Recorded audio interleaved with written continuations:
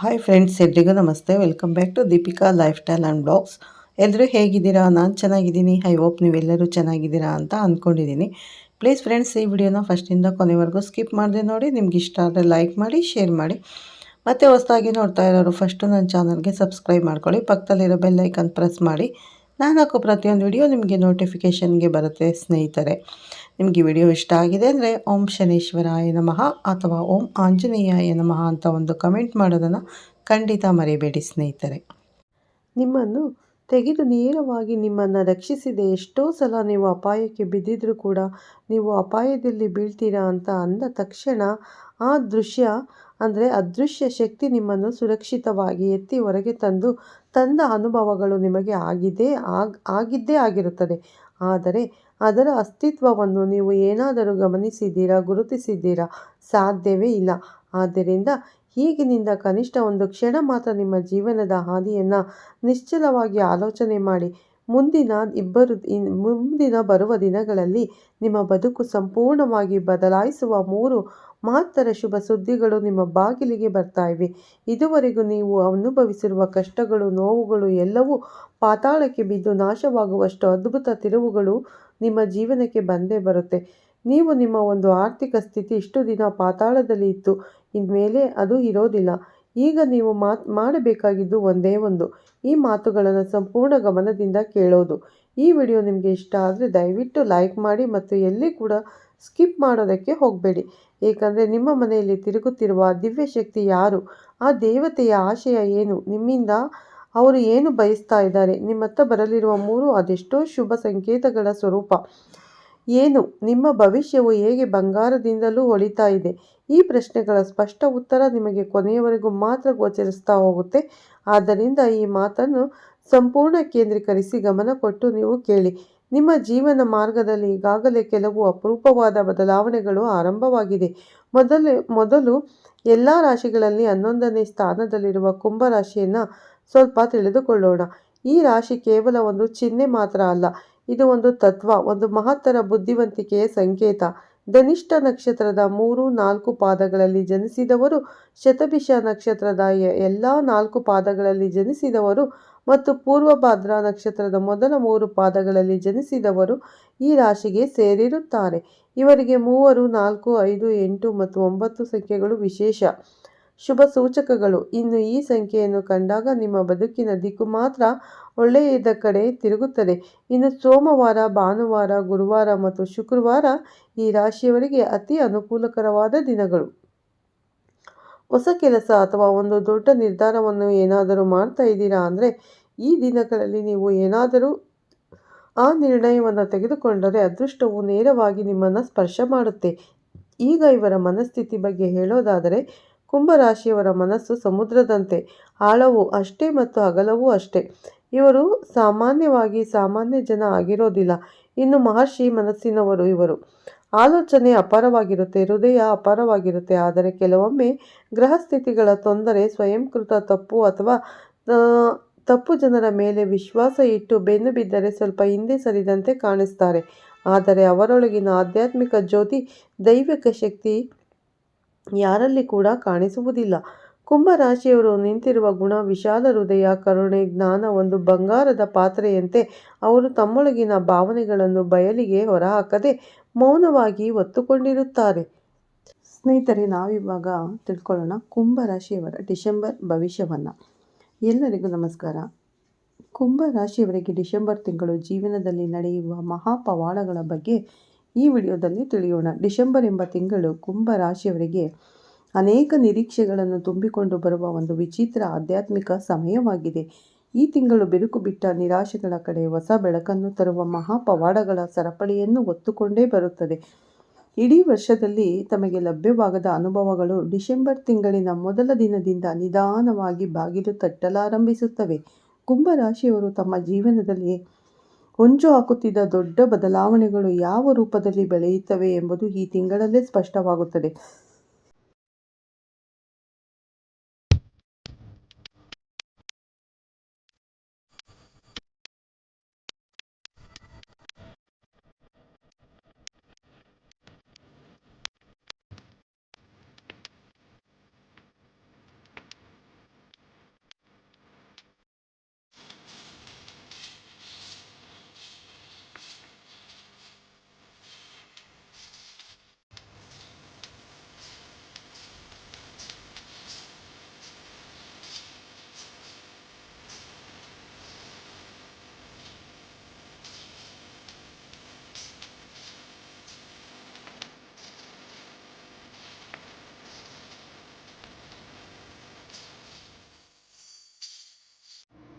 ಕುಂಭರಾಶಿಯವರು ತಮ್ಮ ಜೀವನದಲ್ಲಿ ಹೊಂಚು ಹಾಕುತ್ತಿದ್ದ ದೊಡ್ಡ ಬದಲಾವಣೆಗಳು ಯಾವ ರೂಪದಲ್ಲಿ ಬೆಳೆಯುತ್ತವೆ ಎಂಬುದು ಈ ತಿಂಗಳಲ್ಲೇ ಸ್ಪಷ್ಟವಾಗುತ್ತದೆ ಸ್ನೇಹಿತರೆ.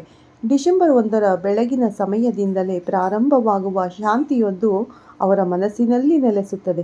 ಕಳೆದ ತಿಂಗಳುಗಳ ಒತ್ತಡ, ತೊಂದರೆ, ಆತಂಕ ಮತ್ತು ದಿಗಿಲುಗಳು ನಿಧಾನವಾಗಿ ಕರಗಿಕೊಳ್ಳುವಂತೆ ತೋರುತ್ತದೆ.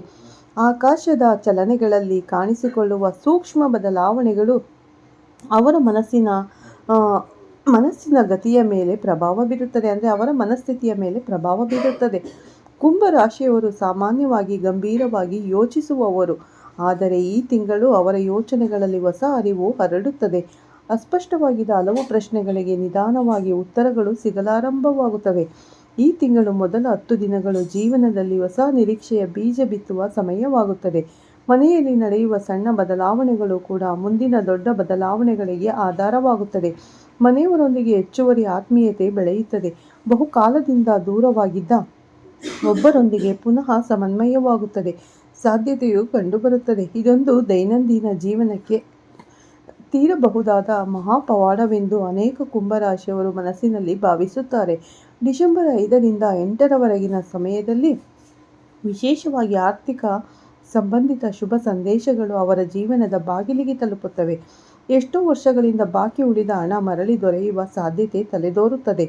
ಅನೇಕ ವರ್ಷಗಳಿಂದ ಸ್ಥಗಿತಗೊಂಡಿದ್ದ ಒಂದು ಅವಕಾಶ ಅಚಾನಕ್ಕಾಗಿ ಪುನಃ ಜಾಗೃತವಾಗುತ್ತದೆ. ಕೆಲಸದಲ್ಲಿ ಹೆಚ್ಚು ಗೌರವ ಪಡೆದಂತಹ ಅನುಭವಗಳು ಕೂಡ ಈ ಅವಧಿಯಲ್ಲಿ ಕಾಣಿಸಿಕೊಳ್ಳುತ್ತವೆ. ಕೆಲವರಿಗೆ ಹಿರಿಯರಿಂದ ವಿಶೇಷ ಪ್ರಶಂಸೆ ದೊರೆಯಬಹುದು. ಹಲವರಿಗೆ ಕಾರ್ಯಕ್ಷೇತ್ರದಲ್ಲಿ ಹೊಸ ಜವಾಬ್ದಾರಿಗಳು ನೀಡಲ್ಪಟ್ಟರೆ ಅದನ್ನು ಅವರು ಸುಲಭವಾಗಿ ನಿರ್ವಹಿಸುವ ಸಾಮರ್ಥ್ಯ ಹೊಂದಿರುತ್ತಾರೆ. ಮಹಾಪವಾಡದ 2ನೇ ಹಂತವು ಡಿಸೆಂಬರ್ 10ರಿಂದ 15ರ ನಡುವೆ ಸ್ಪಷ್ಟವಾಗಿ ಗೋಚರವಾಗುತ್ತದೆ. ಈ ಸಮಯದಲ್ಲಿ ಮನಸ್ಸನ್ನು ತಿನ್ನುತ್ತಿದ್ದ ಒಂದು ಭಾರೀ ಭಯ ಅಕಸ್ಮಾತ್ತಾಗಿ ಸಂಪೂರ್ಣ ನಿವಾರಣೆಯಾಗುತ್ತದೆ. ಇದು ಜೀವನದ ದೊಡ್ಡ ಬದಲಾವಣೆಗೆ ದಾರಿ ತೋರುವ ಕ್ಷಣವಾಗುತ್ತದೆ.